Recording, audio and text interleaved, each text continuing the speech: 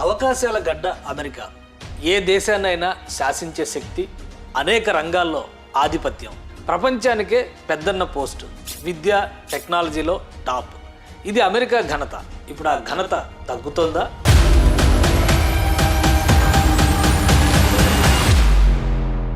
ఒకప్పుడు వలసదారులకి స్వర్గధామం, ఇప్పుడు no entry board పెడుతోందా?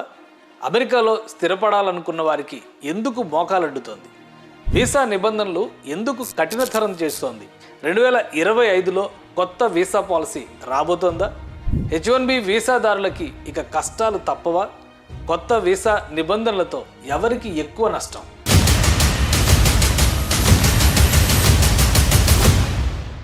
America అగ్రరాజ్య దర్పానికి కారణం అక్కడి ప్రపంచీకరణ విధానాలు. ఎక్కడి వారైనా అక్కడి వారిగా మారిపోయే ప్రభుత్వ విధానాలు. ముందుగా యూరోపియన్ దేశాలు, ఆ తర్వాత ఆసియా, ఆఫ్రికా వలసలు అమెరికాని సుసంపన్నం చేశాయి. స్కిల్డ్ లేబర్ విషయంలో వలసదారులు ఎక్కువగా ఎదురు చూసేది H1B వీసా కోసం. ప్రొఫెషనల్ ఉద్యోగాలకి ఇదే గ్రాండ్ ఎంట్రీ. H1B వీసా ప్రోగ్రామ్ని అమెరికా 1990లో ప్రారంభించింది. ర్యాపిడ్ ఎకనామిక్ గ్రోత్ కోసం ఈ H1B వీసా ప్రోగ్రామ్ని స్టార్ట్ చేశారు.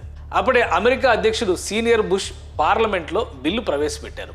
ఆనాటి పరిస్థితులు, ఎకానమీ స్థితిగతుల కోసం అమెరికాకు ఎక్స్పర్ట్స్, స్కిల్డ్ వర్క్ ఫోర్స్ అవసరం.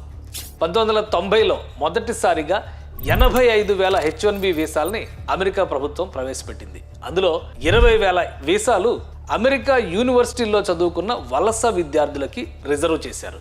మిగిలిన 65,000 వీసాలు అమెరికాలో ఉద్యోగం చేయాలనుకునే ఇతర దేశాల స్కిల్డ్ ఎంప్లాయీస్కి కేటాయించారు. H1B వీసా ప్రక్రియని ప్రవేశపెట్టినప్పటి నుంచి వీసా నిబంధనలు మారుతూ వచ్చాయి.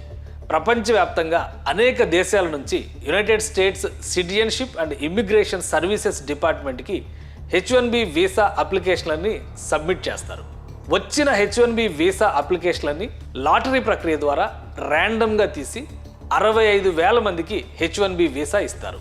ఈ H1B వీసా ఎలిజిబిలిటీ క్రైటీరియా వచ్చేసరికి అమెరికాలో ఉన్న కంపెనీ నుంచి offer letter, relevant bachelor degree కలిగి ఉండాలి. ఇవి రెండూ ఉన్న H1B వీసా కోటాలో వీసా రావడం అనేది లక్ పైనే ఆధారపడి ఉంటుంది.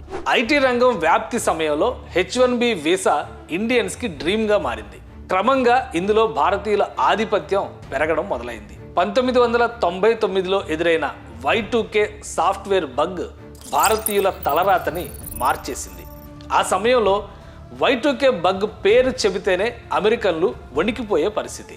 అమెరికాలో స్టోరేజ్ కాస్ట్ ఎక్కువ కావడంతో ఐటీ, ఎయిర్పోర్ట్, హెల్త్, బ్యాంకింగ్ సెక్టార్లలో సమాచారాన్ని ఆల్టర్ చేసి Y2K బగ్ని సరిచేసే పనిలో ఇండియన్ సాఫ్ట్వేర్ నిపుణుల పాత్ర కీలకమైంది. Y2K బగ్ సాఫ్ట్వేర్లో కోడింగ్ మిస్టేక్ కరెక్షన్ చేయడంలో భారతీయ ఐటీ నిపుణులకి ప్రపంచవ్యాప్తంగా డిమాండ్ పెరిగింది. Y2K బగ్ అంటే ఏంటి? 1999 డిసెంబర్ 31 దాటితే 2000 సంవత్సరానికి మారాలి. అయితే ఇయర్ సిస్టమ్ని 2 డిజిట్స్తో అప్పటి వరకు సాఫ్ట్వేర్ రాయడంతో 00 అంటే 1900 సంవత్సరంగా కోడ్ తీసుకుంటే డేటా మొత్తం మాల్ ఫంక్షన్ అయిపోతుంది. అప్పటికే అమెరికాలో అనేక రంగాల్లో కంప్యూటర్ల వ్యవస్థని వినియోగంలోకి తీసుకురావడంతో మొత్తం వ్యవస్థ స్తంభించిపోయే పరిస్థితి. Y2K బగ్ని అధిగమించడంతో దాదాపు $1.1 ట్రిలియన్ నష్టం నుంచి భారతీయులు అమెరికాని కాపాడారు. భారీ ఆర్థిక సంక్షోభం నుంచి కూడా బయటపడేశారు. దీంతో భారతీయ స్కిల్స్ విలువ తెలుసుకున్న అమెరికన్ కంపెనీలు భారీగా అవకాశాలు ఇచ్చాయి. ఈ దెబ్బకి అమెరికా ప్రభుత్వం సైతం H1B వీసా లిమిట్ని 65,000 నుంచి 195,000 వీసాలకు పెంచింది.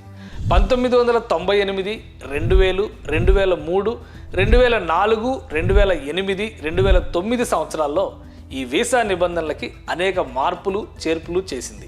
కొత్త చట్టాలను కూడా అమెరికా తీసుకొచ్చింది. రాను రాను కాలం మారింది. కష్టాల తీరం దాటేశాక అమెరికా కొత్త రాగం అందుకుంటోంది. బీ అమెరికన్, బై అమెరికన్ అంటూ వలసదారులపై కొరడా జలిపించేందుకు అమెరికా ప్రభుత్వాలు గత కొన్నేళ్లుగా ప్రయత్నాలు చేస్తున్నాయి. అందులో భాగంగా H1B వీసా నిబంధనల్ని కఠినతరం చేస్తోంది అమెరికా ప్రభుత్వం. కొత్త H1B వీసాపై 2025లో చట్టమే చేసేందుకు సన్నద్ధమవుతోంది. ఈ నిర్ణయాల వెనుక ఉద్దేశాలేంటి? H1B వీసా నిబంధనలు కఠినతరం చేయడం వల్ల అమెరికాకి ఒరిగేదేంటి? అసలు ఈ నిర్ణయం అమెరికాకి లాభమా నష్టమా? మరో వీడియోలో చూద్దాం.